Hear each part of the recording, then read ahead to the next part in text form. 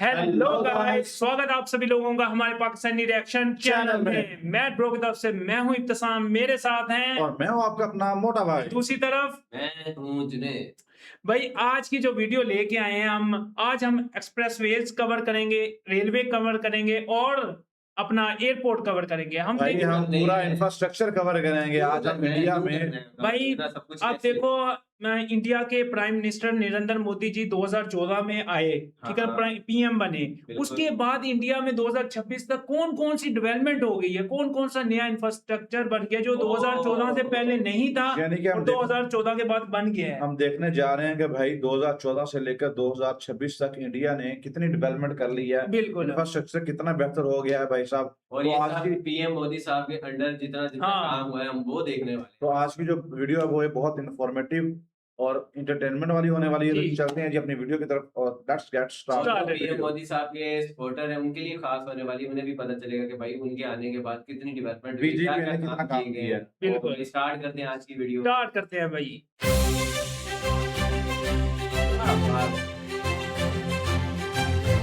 वाह भाई वाह। India's infrastructure has undergone a massive transformation. When Narendra Modi took office in 2014,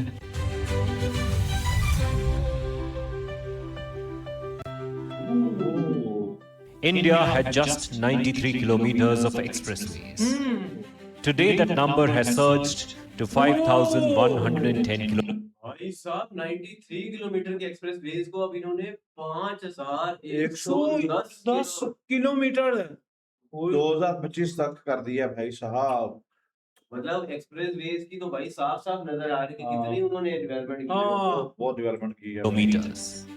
With 2,636 kilometers already operational, the national highway network expanded from 91,287 kilometers to 1,46,342 kilometers.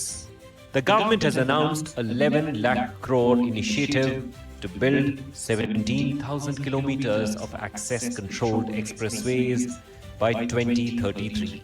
India's airport network grew from 74 airports in 2014 to 160 airports today under the UDAN scheme. Oh, check कर यार। Dedicated freight corridor, देश भर में waterways का विस्तार, high speed rail corridor, tier 2 और tier 3 शहरों के विकास पर विशेष ध्यान और शहरों को मजबूत आर्थिक आधार देने के लिए म्युनिसिपल बॉन्ड्स को बढ़ावा। ये सारे कदम विकसित भारत की यात्रा की गति को और तेज करेंगे। Over 12 years of Narendra Modi's governance, the national capital, Delhi's infrastructure has undergone a massive evolution. The capital's mobility was redefined through extensive Metro Phase 3 and Phase 4 expansions, alongside new peripheral expressways and the rapid transit Namo Bharat trains.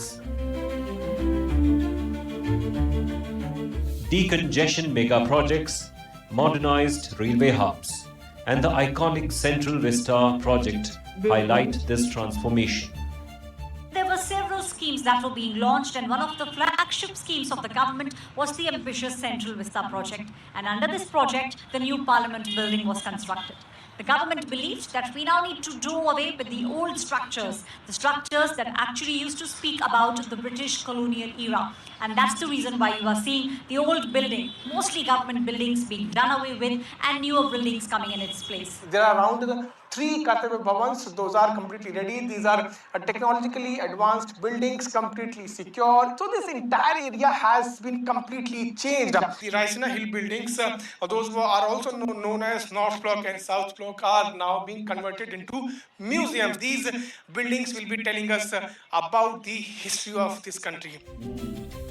Over 12 years of Modi rule, India has witnessed an unprecedented infrastructure boom, expanding its access-controlled high-speed corridors with mega projects like the Delhi-Mumbai Expressway, have seamlessly bridged the country's geography, fundamentally transforming logistics, trade, and north-south connectivity. We have seen a series of expressways during his regime, starting from Purvanchal Expressway, Bundelkhand Expressway, then newly constructed Ganga Expressway. Number is huge. And if you talk about the business corridor, everything, the connectivity, the expressways are blossoming the business in Uttar Pradesh. So under Prime Minister Narendra Modi's directions, the highway projects or the infrastructure projects being across the country. This Ahmedabad-Dholera Greenfield Expressway stretching 109 kilometers is no longer just a road under the Bharatmala Pariyojana. It has become a lifeline which is connecting villages to cities, families to the time and aspirations to the opportunity. Be it Gujarat or the other states, this is a seamless transformation of the road connectivity across the India. This work is not over here. There are projects that are going on with state funding as well. One of the biggest achievements for the NDA government at centre in Kerala would be the undertaking of the National Highway project, which has been a long-standing demand of the state. We're in Thiruvananthapuram, where the construction is still underway. In fact, in most regions, the construction has already been completed. It is expected to be completed. The full stretch of construction is expected to be completed by August 2026. Prime Minister Modi inaugurated the historic 9.02 kilometer Atal Tunnel, establishing vital all-weather strategic connectivity. थी कोई चीज थी यार दरवाजा सा भाई, दरवाजा नहीं था, ये इनकी मेंटेनेंस रूम होता है फायर एक्सटेंशंस के लिए, वहां पे वो रखे और होते ये हैं जो लाइटिंग होती है मेरे ख्याल अंदर की वो उनको कनेक्शन भी कंट्रोल सारे करने के लिए कुछ Okay. जनरेटर्स वगैरह ये वो सिस्टम उधर होता है। Activity and boosting regional development. ये अटल टनल खुलने के बाद चेंजेस आए हैं, बहुत लोग आ रहे हैं, मतलब लोग अच्छा यहाँ घूमने भी आ रहे हैं, इससे हमारा इनकम सोर्स भी बढ़ गया है। ये अपना टनल जब नहीं था तो फिर टॉप क्रॉस करके आना पड़ता था, और आज ऐसा हो गया है कि टनल खुलने के बाद हम कहीं भी मनाली जा सकते हैं, कुछ भी कर सकते हैं। पहले ऐसा था कि कोई बीमार उमूर हो जाता था तो उसमें मुश्किल होता था सर्दियों में, तो आजकल ऐसा दिक्कत नहीं है। टूरिज्म बहुत ज़्यादा बढ़ गया यहाँ पर, आजकल तो बहुत ज़्यादा रश है। Over the past 12 years of the Modi administration, India has aggressively expanded its rail network into sensitive zones like Kashmir and Chhattisgarh's tribal hinterland. By replacing isolated terrain with high-speed lines, the strategic infrastructure push aims to integrate marginalized regions, foster economic growth, and decisively counter separatism. Train to Kashmir is an engineering marvel, showcasing India's Switzerland in affordable public transit. 2 साल की कश्मीर की posting के बाद ये सौगात, ये माननीय मोदी जी का जितना धन्यवाद किया जाए, आभार व्यक्त किया जाए। बहुत ज्यादा दिक्कत होता है रोड में। अब ट्रेन में जाएंगे 3 घंटे में पहुंच जाएंगे।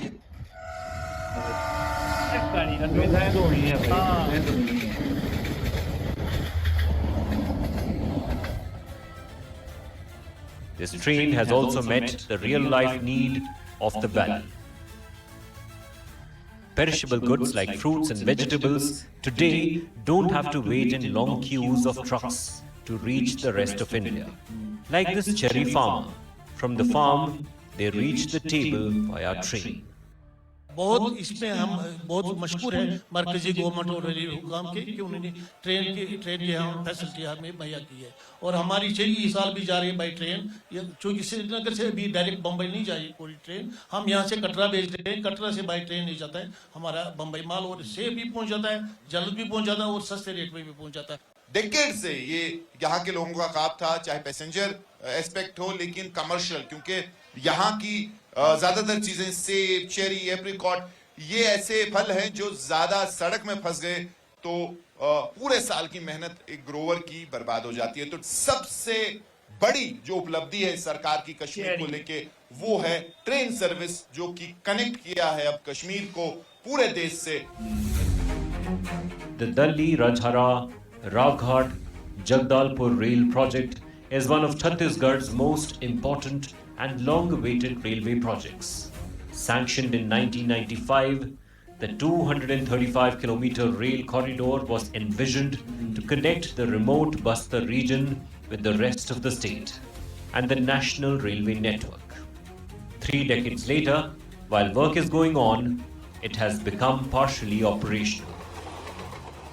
प्रोजेक्ट 85% कंप्लीट हो गया है। खाली एक लास्ट सेक्शन है 17 किलोमीटर का केवटी से रावघाट, ये इस पे काम चल रहा है और वो भी इस साल कंप्लीट हो जाएगा। इसके अलावा रावघाट से जगदलपुर के लिए एक नया प्रोजेक्ट सैंक्शन हुआ है जिसमें अभी लैंड एक्विजिशन प्रोग्रेस में है। The project is crucial not only for transporting iron ore from the Roghat mines but also for improving passenger connectivity. For the first time, districts like Kanker, Narayanpur and Bastar are being linked through a modern rail network, bringing better access to trade, education, healthcare and tourism. Rawghat Railway Project. This entire project is 235 kilometers of railway line. Instead of waiting for the entire project to be completed, the operations are extended after every stretch of 15 kilometers is completed and cleared for use for passengers. This phased approach allows communities, industries and logistics to benefit from its connectivity much earlier than the anticipated time. Udan has served over 1 crore passengers, inaugurating 425 new routes and 58 airports in its first 5 years. 8 अक्टूबर 2025 को Navi Mumbai airport का उद्घाटन किया गया और 25 दिसंबर से इस airport से फ्लाइटों की उड़ान शुरू कर दी गई। लगभग 20,000 करोड़ की लागत से पहले चरण में इस एयरपोर्ट का निर्माण किया गया और अब ये आंकड़ा लगातार बढ़ता ही जा रहा है। इस एयरपोर्ट के बन जाने से कोंकण, मुंबई और पुणे के लोगों को बहुत ज्यादा सुविधाएं हो गई हैं। The operational Navi Mumbai airport has significantly eased Mumbai's air traffic congestion, generated local employment, and boosted regional real estate growth.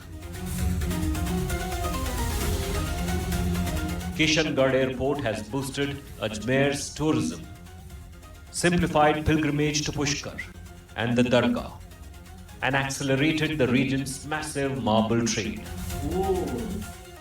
Kishangarh खुद एक विश्व प्रसिद्ध मार्बल मंडी है जहाँ पे व्यापार और रोजगार दोनों ही बहुत अच्छे स्तर पे कार्य कर रहे हैं और पूर्व में उनके पास साधन इतने नहीं हुआ करते थे, लेकिन एयरपोर्ट बनने के बाद अब जो साधन है और व्यापार और रोजगार उसकी जो वृद्धि है वो काफी हद तक बढ़ चुकी है। किशनगढ़ के एयरपोर्ट बनने से आम नागरिकों को जो टूरिस्ट आता था अजमेर के अंदर, चाहे पुष्कर हो, चाहे मार्बल इंडस्ट्रियल एरिया हो, चाहे दरगाह हो, सबके जायरीन, सब यात्री आगे से आगे बढ़ने के लिए तैयार हैं। जो एयरपोर्ट की सौगात है वो अपने आप में एक ऐतिहासिक इसलिए हो जाती है, न सिर्फ इससे एक यातायात सुगम हुआ है जबकि पूरे पर्यटन के अंदर इसको बढ़ावा मिला है, टूरिज्म को बढ़ावा मिला, अजमेर आर्थिक रूप से इससे और अधिक सशक्त हुआ है। Mopa Airport has drastically boosted Goa's tourism, enhanced international cargo logistics, and catalyzed major commercial real estate growth in North Goa. This airport is pretty nice. Way better than the W1 right now. The earlier airport was very far away. This is the best looking that we have in Goa. Noida International Airport, coming up in Jewar of Uttar Pradesh, will dramatically decongest Delhi's airspace, create massive employment, drive global logistics, and transform Western Uttar Pradesh's real estate. This Udan with 90 airports in 12 years prepares to grow into a network of 220 airports mapping the country. Okay हो गया जी यार। है कि भाई जहाँ पे मुंबई के जो फेमस इंटरनेशनल एयरपोर्ट था छत्रपति शिवाजी महाराज एयरपोर्ट, वो जो है अब इतना बिजी शेड्यूल रहता है उसका कि इतनी फ्लाइट्स आती हैं, इतने पैसेंजर्स होते हैं, उनको जो है ना टैकल करने के लिए उन्होंने नवी मुंबई एयरपोर्ट बनाया है। और इसी तरह जो ये नोएडा का जेवार एयरपोर्ट बना है वो भाई दिल्ली की ट्रैफिक को थोड़ा ना मैनेज और कंट्रोल करने के लिए। लेकिन 90 एयरपोर्ट्स बनाए हैं मोदी जी ने आके, बिल्कुल 12 साल के अंदर।